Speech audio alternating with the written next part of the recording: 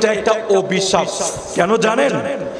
কাফের মুসলমান হবে সুযোগ আছে, ইহুদি মুসলমান হবে সুযোগ আছে, খ্রিস্টান মুসলমান হবে সুযোগ আছে, ইসকন কালিমা পড়ার সুযোগ আছে, নাসারারা হেদায়েত হওয়ার সুযোগ আছে, হিন্দু হেদায়েত হওয়ার সুযোগ আছে, বৌদ্ধ হেদায়েত হওয়ার সুযোগ আছে, নাস্তিক হেদায়েত হওয়ার সুযোগ আছে।